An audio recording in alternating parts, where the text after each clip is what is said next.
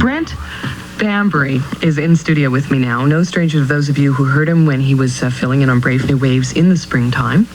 Had a good time with it, didn't you? I had a wonderful time. Brent started out in the mailroom here a year ago and quickly worked his way up and is now going to be hosting Brave New Waves starting Sunday night. You excited? I am really excited. Yeah, I just want to tell everybody out there that they should watch their mailboy very, very carefully. Yeah, really. Well, you often threatened, that's perhaps a strong word. You often said how nice it would be to host this program, and gee, we used to call me Ms. LePay in those days, remember? I used to leave my mail and you say, tremble when you spoke, gee, Ms. LePay, it must be exciting doing what you're doing. I think it is exciting doing what you're doing. It is. It's very exciting. Yeah. And I'm also real happy. It's a fellow Maritimer who's going to be coasting along with people all night long. Listen, the whole network's controlled by Maritimers. There's no secret to that. Oh, there is a secret to that? Sorry about that. No. Toronto thinks they run things. Canada, Right. No problem. Listen, so you're going to, I thought before I actually... this is the moment. Passed on the folder. Get organized, Augusta. Come on now. You've only been on the show for 15 months. Surely things 18, Brent. 18 months, of course. Brent and I have a few things in common. The ones I wish to speak about tonight are our love of Laurie Anderson. Yes. On this folder with a special attached elastic, and you see inside there's a little flap so that all your papers don't fall out. Right. And also it's convenient, you see, for putting paper clips there in case you need to clip something in the control room. And then I myself pasted this envelope onto the other flap of it so that you could put, things about CBC inside it. I don't know. It's a pretty complicated system, Augusta. No, it works very well. Work as well and you see, now the edges are all bitten off here. Yeah. Those were nights when I was really frustrated. As they should have been, And it helps, you'll find, like, now that I've started biting into it, like, you see, it's like soft now, so it's easier. And when something happens and, like, the control room won't cooperate with you, you bite down hard on your folder. Well, I don't think there'll be any need for that these days because I think you've done a very good job in putting the control room in its place. No, actually, that's something else I wanted to mention that I found at the last minute that I could not be vengeful. And I didn't really do anything. And I want to thank all the people who contributed suggestions to the Control Room Revenge contest, but I just couldn't go through with it. The lights are flashing. Yes, the crowd is roaring in the background. And I couldn't go through with the revenge, Brent, because at the last minute I thought, I can't do that. I pledged. Now I'm really sorry I didn't, boy. But all those people who sent in really great suggestions, and we picked the 7 best, and you get the honor on Sunday night of announcing the winners. I also think it's an ongoing struggle, obviously. I mean, it's something that we'll have to work on and try for sure. Better solution. But listen, just don't let them take over, you know what I mean? Okay. So listen, I just had a few things I wanted to say now before I pass on the folder and hand over the show to you this weekend. And that is that there are some things you really have to watch about the staff. Sophia, for example, do not let yourself be intimidated by the cigars or the way she comes on and says, "Get down here right now." That kind No, you must never let her intimidate you because she operates on that principle. And if you let it happen, that's it. You're a pawn in her hands. Alan is pretty good in studio, He's a studio director, and he's usually pretty good. There are times, though, when certain recordings come on that he starts swiveling. I'm beginning to worry for my job here. Round and round in his chair. That happens during Nina Rota. So be careful when those recordings are up, okay? So basically you're saying no Nina Rota. Well, if you can work up to that much power. I've never been able to actually ban them, you see. But Alan, goes a little nuts. And after that, every cue he gives you, is circular. And, he's just lost for the rest of the night. The technicians, there's nothing you can do about them. Let's face it, they have control. I would try to just grin and bear it, really, about the technicians. As for the music department and the research department, as long as you kind of say, sure, that's a great idea, or, oh, yeah, that sounds really interesting. Basically, you just kind of make sure that they think that you agree with what they're saying, and things are fine. I think you shouldn't have any problem, actually. I don't. I know. welcome to Brave New Waves. Thank you very much. And thank you for the wonderful last 18 months. You're welcome. 1985. God, I'm going to cry. What a gonzo moment. That was incredible. I didn't remember that at all. And Brent, you still wanted to do it after all that. Sounded to me like I'd been into the wine a little bit there. Brenton, the 10th anniversary show that you did, there's this great quote, and I wish I had said it.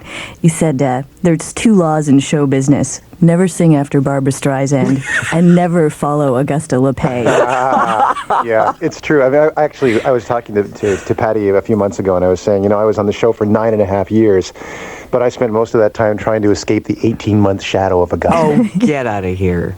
It's true. Get out of here. It's true. I mean, I know Patty has the same problem, so I don't mind saying it. 18 months, 10 years. I mean, come on. You guys are being real nice to an 80s gal here, I can tell.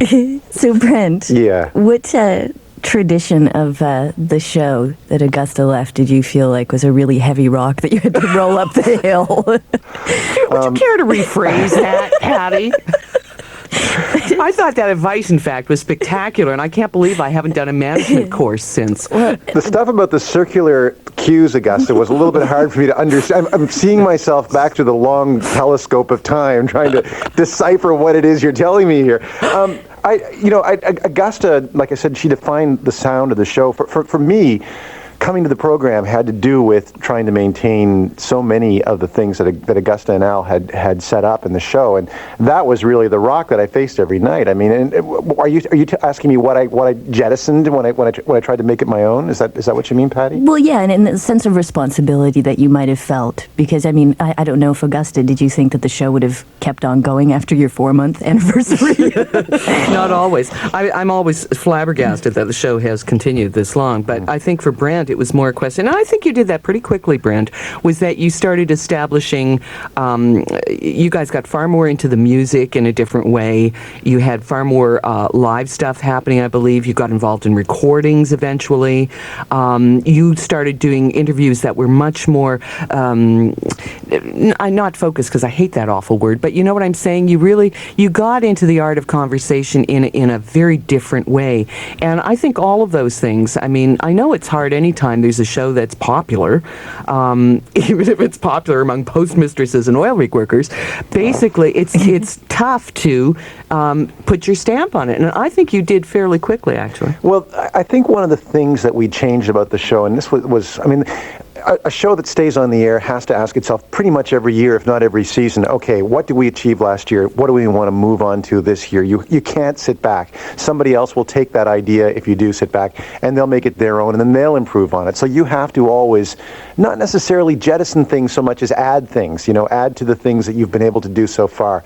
I guess you jettison things that don't work. But one of the things that we did change was, well, in the early days, we used to have these almost experimental evenings where we would bring in an academic and a dancer and a punk rock musician and put them all together, and they would hopefully talk. And they, and often they didn't. Well, they Plied them did. with cheap wine.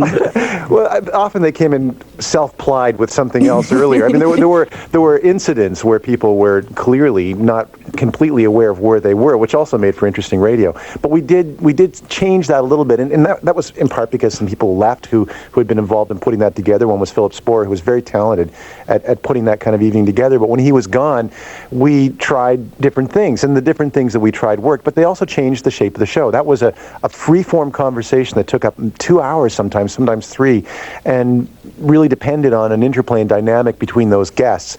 And when that was gone, we had to replace it with something that was just as strong. And I thought we did that. In part, we began to use the other studios. I mean, in the beginning, it was always that space. The space So whoever could make it to the studio in Montreal comprised the show that night, and then later on it was other spaces, and we brought in guests from different parts of the country, and also we started using the studios in Washington, Los Angeles, and New York, which made the show seem just a little bit more. I don't want to. I mean, it was a little bit more eclectic, I guess, but it was also in places that we couldn't get to simply by virtue of the fact that we were stuck in the studio all the time. So it changed that way, and that I think had a profound effect on what the show was reaching for and giving to the audience.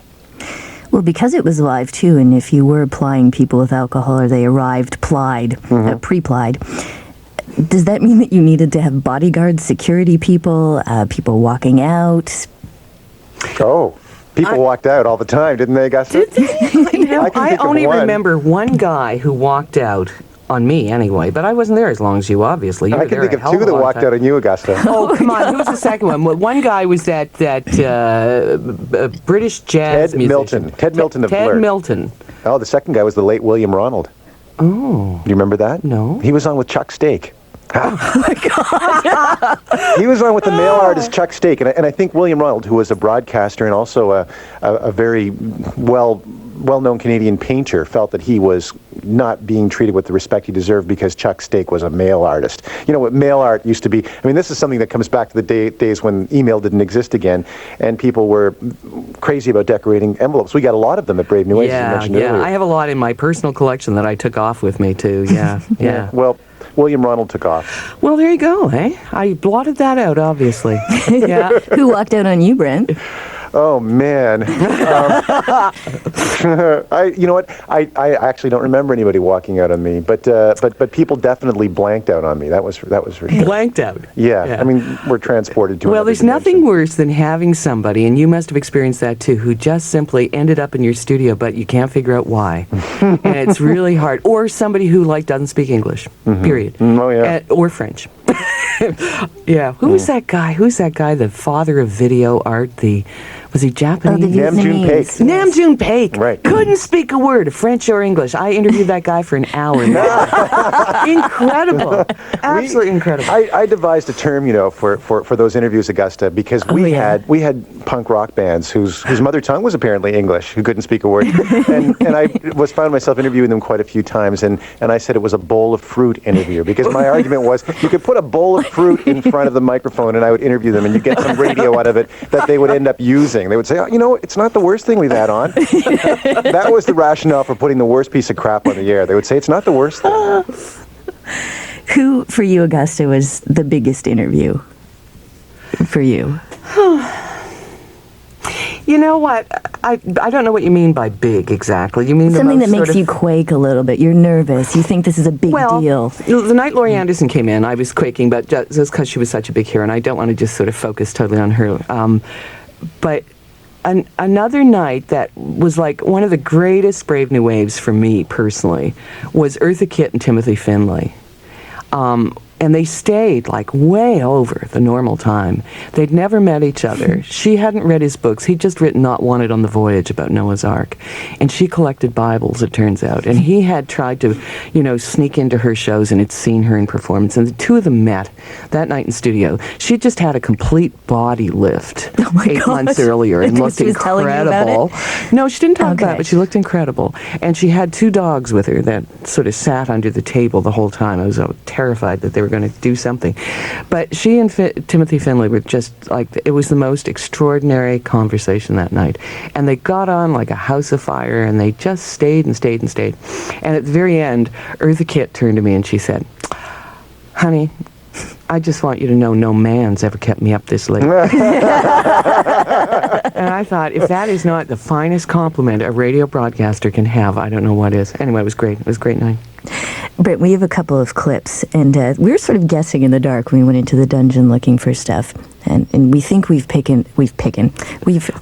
We used to pick some good ones too, Patty. You self-plied, Patty? I'm just so excited. I can't wait to get to them. Yeah, well, wait, your interview's coming. Yeah, 2 biggies, and I think that anyone would agree that they're biggies. Is John Cage, who you did, and I think was it 1990 you might have done him? Maybe it was 89. Who knows? I know it wasn't that long before his death. He died in 92. Yeah. And Diamanda Galas, who is a repeat interview offender for you, and she is a very intimidating woman and very smart. You have to be on your toes. Oh, yeah, but you know what? Diamanda Galas is one of the few guests that I ever hugged. Really? Wow. Yeah. You hugged her? I hugged Diamanda. You are a brave man. Oh, man. You know what? She just had HIV positive tattooed on her knuckles, I think, like a day or two before I hugged her. Oh. Yeah. She's pretty cool.